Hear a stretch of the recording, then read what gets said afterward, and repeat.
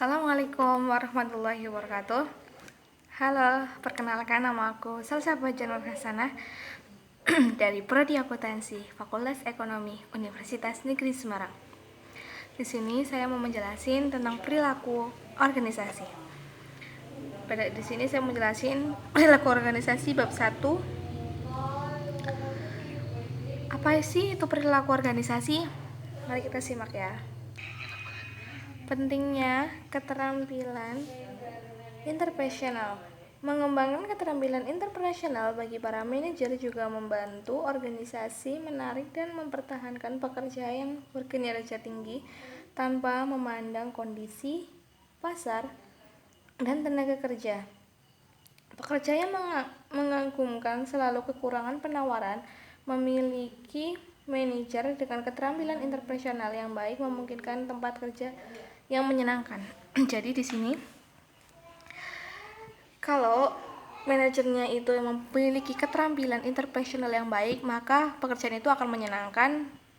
Selanjutnya, apa yang dilakukan oleh manajer?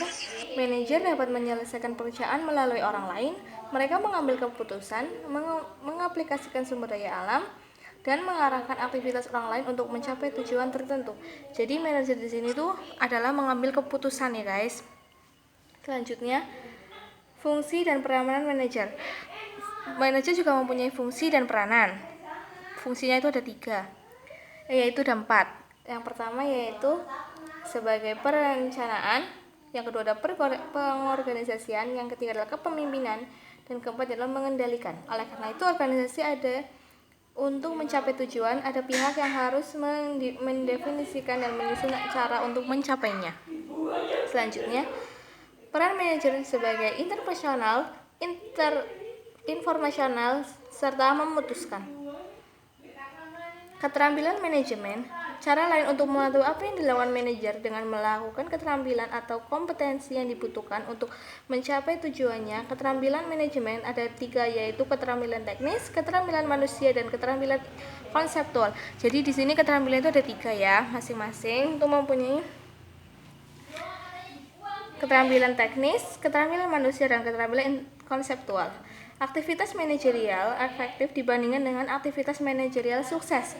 Ada 4 aktivitas manajerial, yaitu manajerial tradisional, komunikasi, manajer sumber daya manusia, dan jaringan. Manajer yang sukses memberikan penekanan yang berbeda dengan manajer yang aktif mengenai manajemen tradisional, komunikasi, manajemen sumber daya manusia, dan jaringan. Sebuah tinjauan pekerjaan manajer rangkaian umum berjalan melalui fungsi, peran, keterampilan, aktivitas, dan pendekatan terhadap manajemen. Memasuki perilaku organisasi. Perilaku organisasi adalah sebuah bidang studi yang menginvestasi pengaruh individu, kelompok, struktur terhadap perilaku di dalam organisasi untuk tujuan penerapan pengetahuan demi meningkatkan aktivitas organisasi. Perilaku organisasi mencakup beberapa topik. Yang pertama yaitu perilaku dan kekuasaan pemimpin. Yang kedua adalah motivasi. Yang ketiga adalah struktur dan proses kelompok. Yang keempat adalah mengembangkan dan mengonsepsi sikap. Yang kelima adalah proses dan perubahan. Yang keenam adalah konflik dan negosiasi. Dan ketujuh adalah rencana kerja. Melengkapi institusi dengan kajian sistem. Pendekatan sistem dalam buku ini akan mencakup fakta-fakta dan hubungan paling penting dan memberikan suatu basis untuk membuat prediksi perilaku yang lebih akurat. Kajian sistematif merupakan alat untuk membuat predikat akurat yang wajar.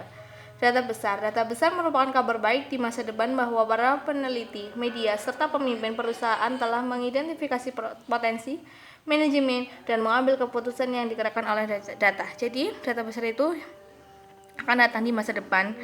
Jadi kayak perusahaan, selanjutnya peneliti, media, itu semuanya digerakkan oleh data.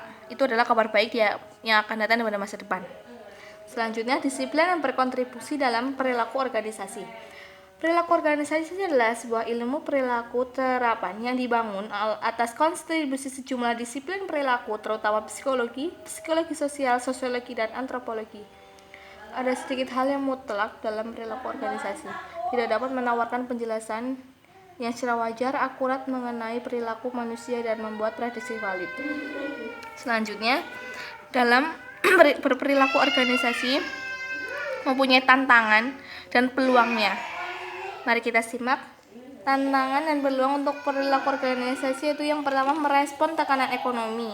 Yang kedua adalah merespon globalisasi. Ketiga adalah beradaptasi dengan budaya yang berbeda dan nama-nama peraturan.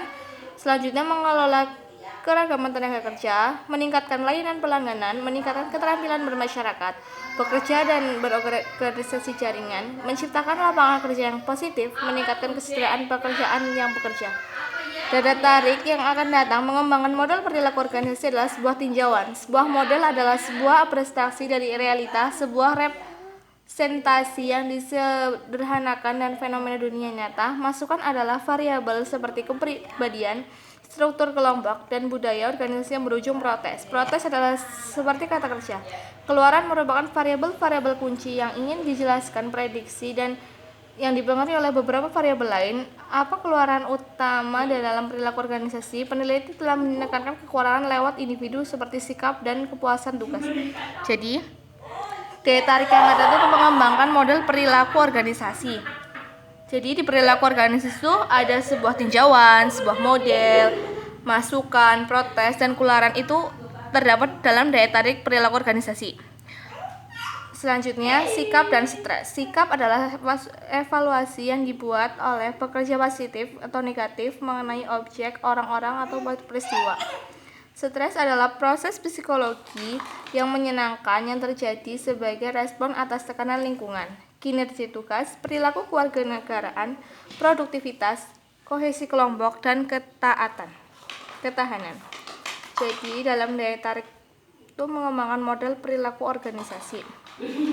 Yang pertama sebuah tinjauan, yang kedua sebuah model. Jadi di sini itu abstraksi dari realita, sebuah resensi yang disederhanakan dalam fenomena dunia nyata.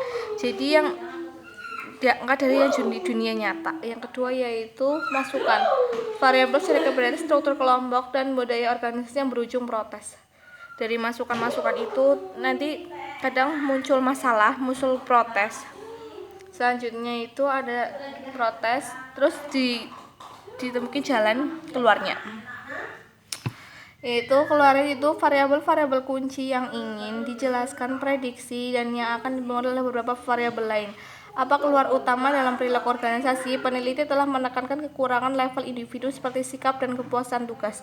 Jadi di dalam keluaran ini nanti itu ada kepuasan tugas. Jadi tugas yang dari protes tadi kan dari masukan tadi kan berujung protes. Dari protes itu kan dapat jalan keluar. Setelah ada jalan keluar itu mendapat kepuasan tugas. Selanjutnya sikap dan stres. Dalam menghadapi masukan itu ada protes, keluaran itu pasti ada sikap dan stres. Sikap itu adalah evaluasi yang dibuat pekerja positif atau negatif mengenai objek, orang, atau peristiwa. Selanjutnya yaitu kinerja kerja. Jadi dalam mengembangkan model perilaku organisasi itu ada kinerja kerjanya, ada kinerja tugas-tugasnya. Selanjutnya perilaku kewarganegaraan. Selanjutnya itu produktivitas. Selanjutnya kohesi kelompok. Dan selanjutnya adalah ketahanan. Jadi kesimpulannya adalah manajer perlu mengembangkan keterampilan interpersonalnya atau orang agar efektif dalam pekerjaan.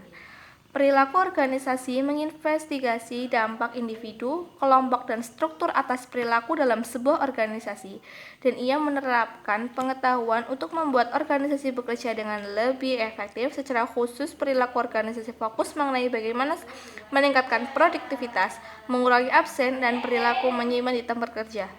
Jadi perilaku organisasi itu fokus mengenai bagaimana meningkatkan produktivitas, mengurangi absen, dan perilaku menyimbang di tempat kerja.